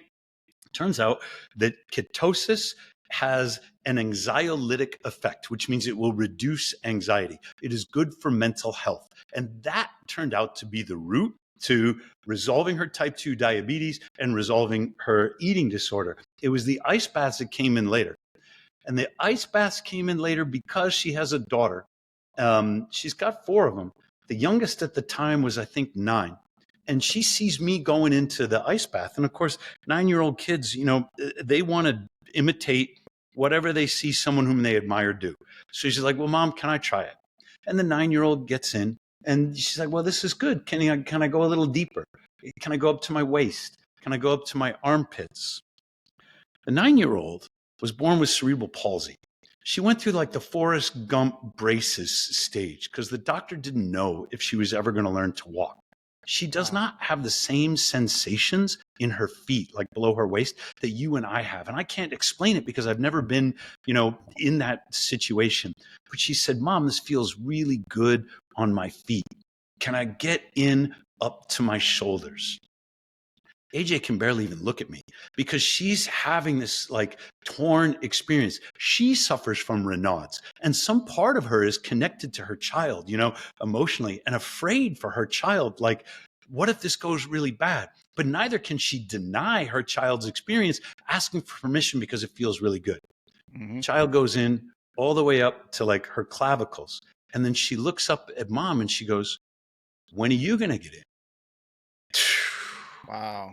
Now she has to try, right? Because she's like, okay, she did a video. We've never published it, and I don't think we ever will. But she's like, I've been challenged by my daughter with cerebral palsy to do an ice bath. This is my first one, and I'm really scared because I have Raynaud's. And then she goes in. And of course, it's a wonderful experience. Now we have a video of her explaining how she does the ice bath, explaining what Raynaud's was like and how she doesn't suffer from it anymore and how she can do, 38 degrees, 4 minutes, no problem. What an incredible, psychological experience for her to have. So she agreed that she would do a photo shoot with me. We're going to go up to Sedona, which is beautiful. We're going to bring a Morosco. We're going to get it in together. Remember, my daughter's in the movie business. She's going to be the videographer. We're going to do this promo thing. And it's getting to be the end of the day, and we hadn't done anything yet, Pete, because we were in the biggest goddamn argument. I was so mad at her, and she was so fed up with me. She wouldn't even drive up in the same car. Like, my own daughter drove up to this photo shoot with AJ instead of me, because we were like this. And we have the frickin' video, and you can see it. Like, at the beginning, I'm like, I can't believe this, and she can't even look at me. And my daughter's like, are you two ever going to get in? Because, that's what we're here for. We get in. The minute goes by, and she kind of cracks a smile, and it's 90 seconds, and she's laughing, and it's 2 minutes, and she starts leaning in, and it's like 2.5 minutes, and we are making out in the ice bath. My daughter's like, cut. We got it. Okay, that's the shot. You two get a room. It was like we fell in love all over again. And it was the way that we did it together. It wasn't like I got in and then she got in. We got in together. We held hands. We stared into one another's eyes. We breathed together. We were having the same kind of hormonal experience, the same dopamine, the same norepinephrine. And sure enough, I had to go back to the library. Turns out oxytocin spikes when you're in the ice bath. Vasopressin spikes when you're in an ice bath. And these are like the bonding hormones. We felt all kinds of in love because we were having this synchronized experience together. So I wrote an article about that. And now I've been waiting, like, who else is going to try this? And, I get excuses from couples all the time. Well, I'm not sure we're really going to fit. Well, she kind of likes doing it on her own. Like, okay. But I've also heard from some guys, where, there's a joke going around about shrinkage and about what happens to your penis when you get in the eye. And I've heard from some guys. Yeah, okay, right, that can happen. But they tell me, well, I've had a different experience. And, guys don't talk anywhere Okay. near enough. But the fact is, one of the best things you can do for your libido, for your male sex function, is an ice bath.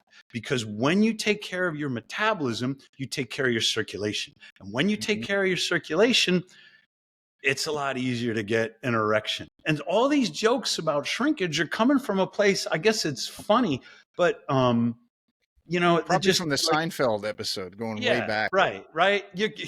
George, I was in the pool, but that's just making fun of men, and I've had enough Mhm. of that. So I don't buy into it. I won't repost it. I'm just gonna let the men who know that my experience has been different, and I'm starting to hear from other men who have done ice baths with their partners, and their experience has been different too.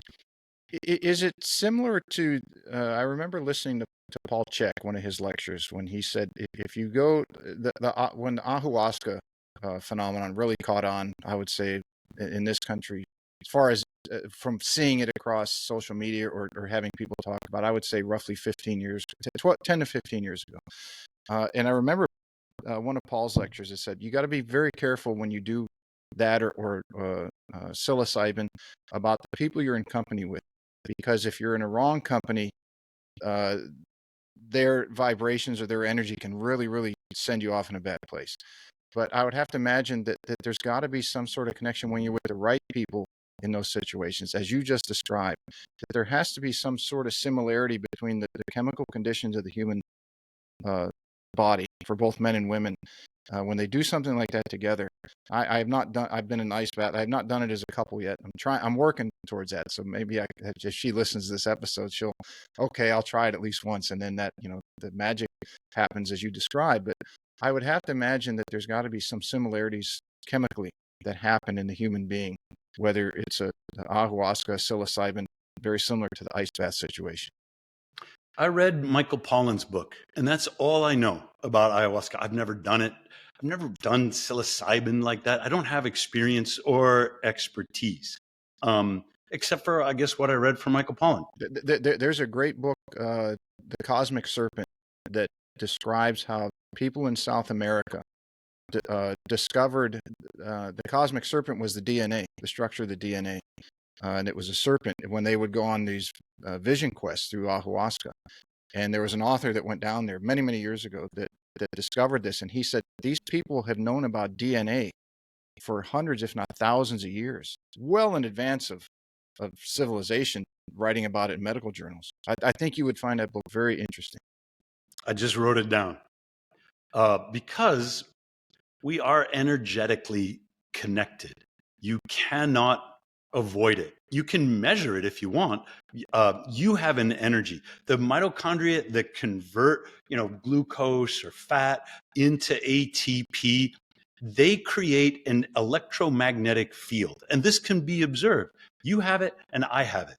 And we interact with one another. It is impossible for the two of us to be in proximity without influencing that energetic, I don't want to call it sphere or halo, interaction between us. And so there's definitely something. Vibration, maybe? Would you say it's a vibration? Is a cellular vibration frequency I is think moving? that might be a metaphor. That is, because we don't have the right words for it in English, we grasped onto these metaphors, aura, Mm-hmm. that we don't really know what they mean. They're sort of poetic in their interpretation, and we're trying to describe something that we know exists. There's a really interesting account on Instagram, Dr. Courtney Hunt. She's a Morosco customer. She's a medical doctor. She reversed her Hashimoto's using ketosis and ice baths. And she turned me on to something called the zinc spark. When the egg is fertilized by the sperm and it becomes a zygote, there is Mm-hmm. a release of zinc. And she's like, why would that be? Why would you have this sudden burst of zinc? For what possible reason? And she thinks it is an electromagnetic signal that tunes into consciousness. that consciousness is not something that resides in the brain, that it resides in the space between human beings, and that we got to use our brain as if it was an antenna to tap into the consciousness, not to create the consciousness. If that sounds like Star Wars mumbo jumbo, then you're right. It is the Force, according to George Lucas. And Mm-hmm. it may be that George Lucas was inspired by the mitochondria when he was writing it, because we all have a force. There is no life without the flow of energy. This is why I'm very skeptical about these material measures of biological age. You can have your DNA methylation measured. You can have your telomere length measured. So there's these material where they extract material from your body, they examine that material, and they say, your mortality is something like this, and that correlates to a biological age of something like that. And I think it's all a bunch of hokum. I think it's nonsense. I'm not saying entirely, but the research that I've seen on these material markers of biological age, they don't improve upon chronological age as far as a predictor of mortality at all. However, life is energy. Life is this constant flow of negative entropy through the organism. I do believe that there are energetic measures of biological age, energetic measures of vitality and expected mortality. I think that's the place to look. But we're only just beginning to be able to make observations of what kind of energy flow, what kind of energy are you producing, and how do we detect it? Yeah, that's very interesting. It's like ancient cultures wrote a lot about this. I know in India, that was written about many, many years ago. And when you look across at all these things, uh, and so it's going to be, this might sound odd at first, but if the listeners will bear with me. So if we're talking about energy and how you fine tune the frequency of that, as far as who you deal with and what you do and your perception or perspective on what you're doing in your life or career, and their ability to play golf. So in the golfing world, usually people, if they get too excited or they're too down, meaning your frequency is tuned up too high or it's tuned down too low, you seem to struggle with your stroke, with your game. Yet once you find that equilibrium point, with limited to no instruction, it could be mid-round. All of a sudden, you just start to hit the ball well, and you have you have the dopamine kick and everything else, and now your confidence comes back right away. And I know I had Dr. Ray Pryor on, who's a sports psychologist, and said it's being present. So and as I piece all these things together, which was a part of the reason I have a podcast that's so wide-reaching, and talking to you, it's like, well, how do you center yourself when everything around you and even yourself is trying to distort that? But he said that you first have to be centered and where you are in order to get into that. So you got to calm yourself down, allow that energy to be at your frequency, whatever your baseline is. It could be from when that zinc explosion happens. It's set when you're just the two cells come together, but all of a sudden it's like timing and tempo and everything just fall into place, and you can hit any stroke or any shot that you want to, given their skill level and capability. I'm not going to say a 18 handicap is going to be able to hit shots like Tiger Woods. No, but they're going to be able to hit better than their norm or better than their average. And it seems like that is that happens in everything that we do in life. So if you're in business, if you're in sales, if you're in management, if you're an entrepreneur, whatever you do, you get in these segments of life where you can do what you want to do. And you can't explain it. You just know it feels right. The same way we couldn't put words to it. I don't know how you It's a guys broad do it. spectrum. Like 1 minute, you're trying to hit a ball 300 yards off the tee. And the next minute, you're trying to putt it, 20 feet into this tiny little hole. I don't work like that. I mean, I get baseball. I understand that burst of sudden energy, and you're going to sprint down and catch a fly ball. But the range that golfers have to expand themselves to, for me, is extraordinary. Oh no, this type of shot requires this type of approach. This type of shot requires a different approach. I just want to throw that ball as hard as I can. It's interesting you bring that up, because the tempo, in other words, the speed at which the stroke is made, and I might get some kickback from some colleagues on this, but I'm very, very strong in this belief that the tempo that the stroke is made, whether it's a 4-foot putt or a 300-yard drive, the tempo is all very, very, very similar. So the driver, obviously the swing is much longer. the 4-foot putt stroke is much shorter, but within the length of the stroke, it's moving in the same tempo. I think what we're talking about, though, that is equally important, it's the yin to that yang, is that the rhythm of that tempo has to be equalized. And it's where people get the rhythm distorted that throws off the tempo, whether it's your golf swing, your life, your relationship, your kids, fill in the blank. When those things are one, two, or both are out of whack, now is when you've got some problems, or That makes not a ton problems, of but sense. something that you have to pay attention to. You don't have And to be a golfer to know that feeling of when it's coming easy. When Csikszentmihalyi called it the flow state, when you know the right thing, you're making the right decisions, you're executing without errors, when you're in that state where it feels like everything is going right because you're in tune with what is happening around you. Yeah, it's a very interesting stuff. I mean, we're going pretty deep on some of this stuff. So It's before we great. get too deep, I've got to ask you. You showed it a short time ago, but your book came out last month, Uncommon Cold. Can you tell us about that? Yeah, there's only 300 copies. I read this book and I'm like, oh, that could be better. Oh, I didn't get this in. Oh, I should really correct that footnote. Volume two. It'll next Right. year. You have volume two. It's not on Amazon. I mean, I suppose we're promoting it on Instagram, but I published it because I have all these freaking articles, right? And they're all on Moroz's Coforge, and you can read them. All the knowledge is there for free. You don't have to buy a freaking $30 book. But it was after COVID, I got to visit my mom. She was gone to me, dementia. I was lucky for me that I got to see her 2 weeks before she died. I don't think it made a difference to her. I know she didn't recognize me. I don't know what was going on in her brain because her brain was already gone. And I came away from that visit going, I got to publish the book because people are asking me to put this stuff in one place. And I feel like, it's fine for my ego or for my defensiveness to say, no, it's not finished. No, it's not ready or whatever. It's 3 times longer than my dissertation, Pete. And I feel like it's never going to be done, but it had to get out there.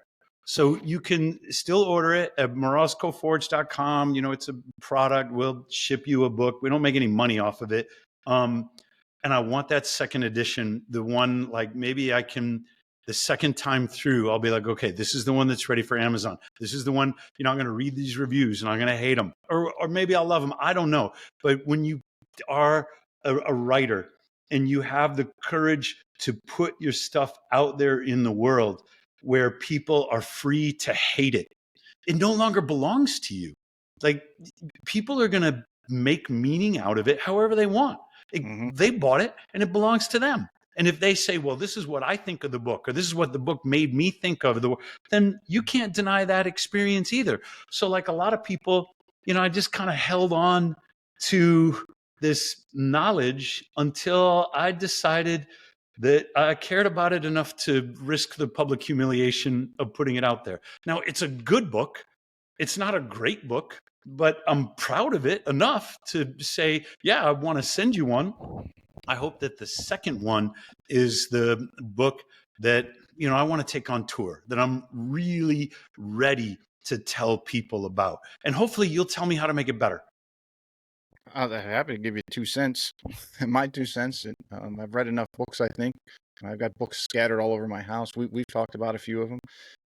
Should I send you a bookshelf, Pete? I got 2 of them and they're full. I'm trying to figure out how to rearrange the studio so I can have a glowing light like Rogan does. I mean, he's obviously the hero of every podcaster. So I've got to figure out how to rearrange this. And I've got 2 bookshelves, and that's just part of them. I mean, I've got books laid everywhere around the house, on the ottomans and in the bar. Just my mother and You're my like a girlfriend. professor. I should have been a professor, I think.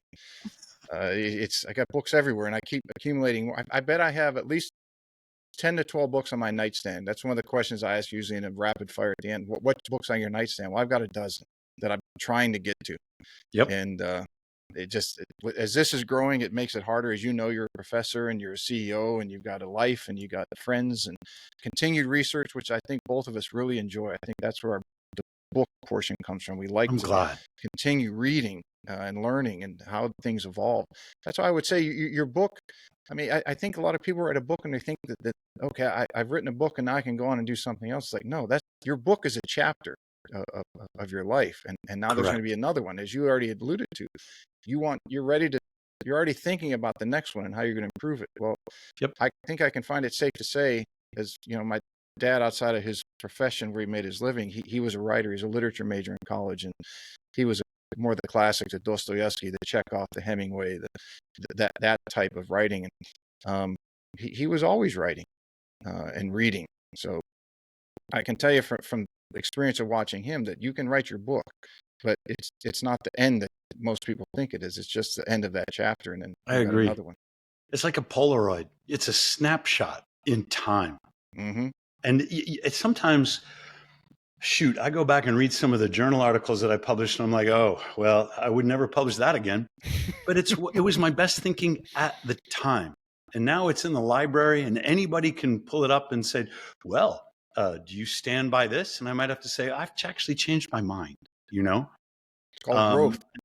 Yeah, if they Hopefully, try to yeah, get it right. exactly, right? That's called learning. Yeah. As far as writing, because as you said, you wrote the book, you didn't think it was your best work. I used to write a local golf instructional article for a local magazine, and the articles I used to write that I thought were great, I hardly got any feedback. So whether, I don't know, it was above, because you're an expert and you're writing usually for beginner level is who's seeking out that information, unless you're going to write a very in-depth article. But the ones that I thought were total shit, I would have a ton of response. Oh man, I'd see people locally at the restaurant or the grocery. Hey, man, I read your article. I couldn't believe how much it helped me. I'm like, are you kidding me? That thing, I just threw it together because it was a deadline. I had to get something in. So it's like, as authors or an expert in a field, you think that it's shit for what your perspective is, but it's not shit from the person who's reading it. So the question that I would derive from that is, when you're writing a book, and I've talked to enough authors, it seems like their first book is for them, and that they either have to get the information out of their brain so they can make room for new.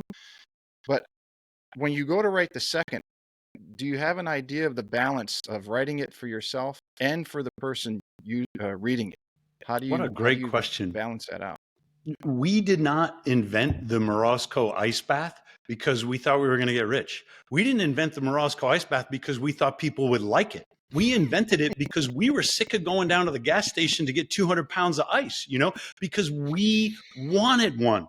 And so, we were so proud of that piece of crap. And we have pictures, Do you right? still have the original yourself? No, First? hell no. Too bad. You could have it. You could have it in the Jobs bought like all the Apple ones that people would sell back to him, and he had them destroyed because he was so embarrassed of their wooden keyboards and stuff like it. We made it for us, and then when it came time to share it, all we saw were the flaws. Despite the fact that people were like, "Oh, this is great! You guys figured it out." We're like, "Oh, this could be better," And so I'd never made the comparison. The book is the same way. Like, if you write the book for yourself, then it's a very selfish act, but nobody undertakes writing a book without the idea that it's going to be published. And so we just made an ice bath because we couldn't buy one anywhere. I think when you write, you're already in an imaginary conversation with a reader, and you're sort of self-conscious about how is the reader going to react. And so one writer who's on his third book, and he gave me some good advice, he goes, hate your audience a little bit, not too much, but you write with a little resentment where you're like, I don't care if you like it. This is what you need to hear. Or, this is what I need to, or what. He's like, a little bit, hate your audience. And that's been in the back of my mind. I think he's probably not putting it the right way, but I want to keep track of the fact that I am offering these articles. I am offering these words. Nobody has to like them. Nobody has to read them. You don't have to buy it. If you find something in it that works for you, then terrific. And if you don't, I should have a guarantee on the book, just like I have on the ice bath. If you don't like it, fine. Here's your $30 back, because I'll send the book to somebody who appreciates it. Gotta try. I think that's what my friend is talking about. Yeah, do a 90-day. We have this Right. guarantee on our book. If you don't like it, send it back. Yep. Somebody will not only like it, they'll love it, and they'll take a lot from it. Yep. And we want those people. It gets to the Simon Sinek's theory of, you want people who have a similar mindset as far as your customers, whether it's an early adopter or somebody along those lines. And but those people will tell more people, so you'll grow faster. I think Bingo. Tim Ferriss wrote about that, and I think he called it the 80-20 rule when he had his supplement company, and he wrote all the people who are the biggest pain in the ass. Hey, here's our new policy. Here's a list of our top 5 competitors. If you are willing to comply by these rules that we have, you're more than happy to go there. And his business actually went up. His sales That makes increased. sense. I can't remember what he said. Yep. 20%. I tell my sales and marketing people that they have to remember Morosco is not for everyone, and that's okay. Sometimes you'll get a customer and they're a big pain in the ass, or they're not happy or whatever. Just keep in mind, Morosco is not for everyone. Mm-hmm. Same way, like I said, alluded to Tesla as being at the top of the food chain as far as cars. Many people, again, Bugatti and whoever somebody's favorite car is. You guys, I put you in that echelon in your field, and it's like, okay, somebody can make a Camry, but not everyone's going to drive a Lexus. And Camry's the #1 selling, but it's not the best. It's good, but if you want all these benefits that we've been talking about today, and you have to have ice and you get the brown fat accumulation and get with your significant other and improve your relationship, all these wonderful things, then you got to use the tool that's going to allow you to create that. That sounds right. Do you think that, I always remember this, when flat screen TVs came out, I think the very first one I remember seeing, I was a teenager, because my mom said, you got to see this. This is really cool. And I don't know if they had it on display at the local appliance store. I can't remember where it was. And I go, yeah, that's pretty neat. But me being a little bit cynical at a teenage age and knowing marketing, I said, well, how much is it? She said, $18,000. I said, are you crazy? $18,000. And now you can go and you can buy an 85-inch TV for $3,500. And then obviously you can get a 55, which I think is most TV sizes for, and depending on what brand you get, under $1,000. But where I'm going with that is, do you think at some point, as technology continues to advance and you guys continue to improve on your product, that that an ice bath will be in a range that the masses can buy it in a similar way to an $18,000 flat screen? I think it's inevitable. You can now buy a knockoff of a Morosco on Alibaba for $2,500. And so you go on Alibaba and you look at it and you're like, hey, that almost looks like an imitation Morosco, because there are imitators. They don't make ice, but there are imitators who will give you something that looks like a Morosco and it gets down to 40 degrees. And then there are the people who are imitating those people. And then for the first time, there's a new company. It's out of Switzerland, although it's manufactured in South Africa, and it looks just like a Morosco. Like if you see this on Instagram and they're holding up the sheets of ice and stuff, you're like, that's got to be a Morosco. But I know the difference. And it's an imitation Morosco in Switzerland that does make ice. And so a couple of my employees brought it to me and said, they're ripping us off.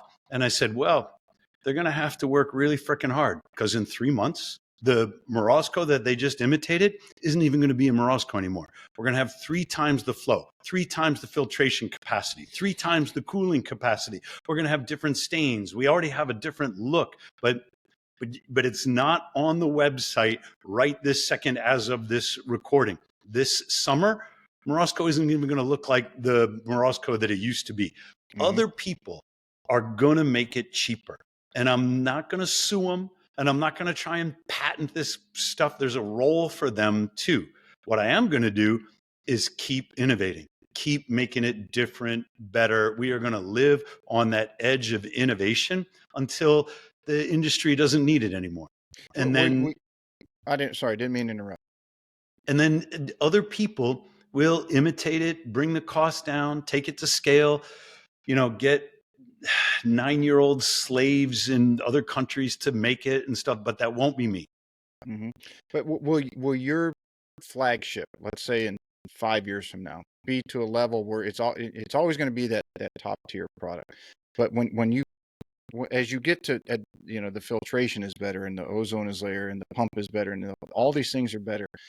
Will you be able to have, let's say, what was 5 years ago, that can be an entry that can reach more people, so that you can have an entry level that was maybe a 10-year-old design, but it's a new product, and then you can have your new technology driven product.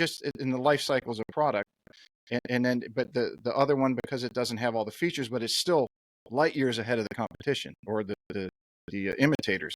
That it's at a price point where more people can get in, and you still have the flagship that's going to continue to evolve. And that flagship 10 years from now is going to be your lower end one, and obviously you guys continue your research, and it's just going to continue to grow. So do you Here's think how that we're going to do it.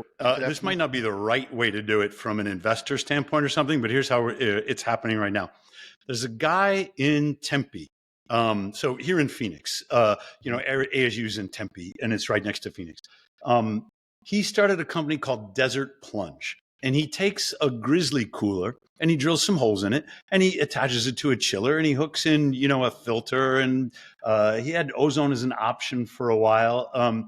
And it's wicked cheap. It's cheaper than theplunge.com, and he's right up the road. And when I first saw it, I thought, another imitator and some more competition. And I said, but he's right there. Let me go talk to this guy. I brought Amanda's youngest daughter, the one with cerebral palsy. She's now 14. She's done as much as 30 minutes in the ice bath because she saw the Joe Rogan thing and she's like, I'm going to be, she knows ice baths. But I brought her because I think there's nobody better than a 14-year-old girl to get a sense of whether a guy is creepy, or honest, or is he a good person? So we're going to go check out his workshop and we're going to talk about, and he's great. So why'd you start your ice bath company? He says, well, I was working as an electrician and I was in a really dark place. I was depressed. And I knew you were there, but I couldn't afford $9,000. And I know my way around, tools. So I built this instead. And I think it saved my life. And I'm like, well, God dang it. I said, you can't hate him. Right? Right. I mean, he's a good person and he's smart and he's hardworking and he's making a living, he's got kids and this is a family business for him now. And I check in with Amanda's daughter and she said, he seems all right. And I'm like, okay, how can we work together? I said, if you meet these standards, if you get it grounded, if you meet this disinfection standard, if you meet this filtration standard, I will put your product on my website as a less expensive alternative. And so the way we're going to do it at the less expensive end of the market is Morosco sets a performance standard and says it must meet these performance and safety specifications. And if it does, then we will say, great, that's Morosco approved. I don't care what the brand is, that we will continue to have our own products and they will continue to be high end. But if someone else can meet our standard, we'll evaluate it. We'll say, okay, yep. Not like that's just as good, because it will have a different look. It will have a different size. There will be things different about it, but we'll say that's a good product. This is a good company with a good service department that stands behind their product. And one way to put it is to say, like, the Morosco seal of approval. We will investigate it for you. We'll take that risk out for you. Yeah, maybe you could come up with it where that's burned into, or it's not burned into it, but it's got an actual seal. Yep. That can't be replicated or removed. You've got it trademarked, and we agree that this is a good alternative. If you can't get to this level and you want entry, and we're going to work to get you to be a customer of ours, here's who we would recommend. That's exactly right. That's a very, very good way to do it. Yeah, I'm glad you think so, because he's working on his grounding, but I hope we roll that out this summer too. You mentioned the Rogan thing, and I every time I talk to you, I message you and I say, when are you going on Rogan? Because it seems like when people go on there, they'll do the cycle. They'll go on Rogan, they'll go on Huberman, they'll go on Atia, and likely Tim Ferriss. So I'm anxiously waiting for the day that you messaged me. I said, I got the phone you are call. talking to the wrong guy about that, Pete. I know. I wish I could make it happen. Hope if I got this little podcast. The golfing world will never be as big as those guys are in the world space. And Chris Williamson, Modern Wisdom. I think he's got a great show as well. I think he just crested 2 million subscribers or followers. Would not be surprised if someone from there reaches out, and I might be able to connect you to some people that can get you in touch with him. I've had some guests on that have been on his show. I'll connect you in post show. We'll talk about that. But That'd be fun. He would be another one. Yeah. I think he does a really, really good job. Really cool stuff. Much bigger than my little show. Well, I like talking to my friends.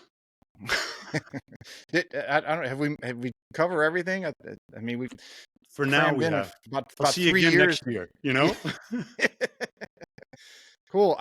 As always, I appreciate talking to you, whether it's in text or we do brief phone calls now and then, and watching your advancement with the plunge of Morozco. Highly recommend it to everybody. Well, again, as we always do, we'll have your links to everything in the summary. Instagram, social media, anything else anything that you got coming up you want to tell everybody about? Any product launches? I mean, we have the book that just came out, but maybe we'll talk about the new plunge, the vertical. I thought that was awesome. That was a great design. Huge response to that. But we're not quite done. Got a call from a guy who's 6'11", and he said, "I want the plunge. I just don't think I'm going to fit." And so I connected him with our engineer, and the advantage to the plunge is it's so compact. You know, it has got a tiny little footprint. It can fit in a lot of different places. A lot of business owners, they pay rent by the square foot. And so, look, this takes up less room, you know? And so we thought it really fills a niche. But my engineer is like, for a guy that tall, it's too small. And so he's going to expand it, right? I'm not supposed to tell you until it hits Instagram. And we are going to come out with the Morozco PXL, and it will be vertical and it will be larger. And we've done some videos, kind of like silent film comedy, really, to demonstrate how it will fit somebody who's that tall. And it's going to be like the biggest, best, most powerful ice bath in the world when we're done. And it's not for sale, and it's not on Instagram. And I can hear AJ, you know, say, "Why are you telling Pete this when, you know?" But that will be coming out too. And this is what I mean about the innovation. We are going to keep making it better. You already have a vertical model that is out, isn't it? Because I remember seeing the dimensions on it, and I think you guys had a number of. Okay, so the vertical one is out. That everybody check that out, because that is a very, very beautiful piece of machinery that is a different option. It's amazing. Yes, it is amazing. And as far as the footprint, it's vertical, so it doesn't take up the space that the horizontal one does. So if you're, it's going to take months before other people start imitating that. I would think probably years, because I hope so. That is some major innovation there. I leave out anything else you want to? No, it's great. It's been good talking to you. I love catching up. It has been. I thank you very much. Hang out just a minute. Thanks for tuning in, everybody. We'll check you out next time.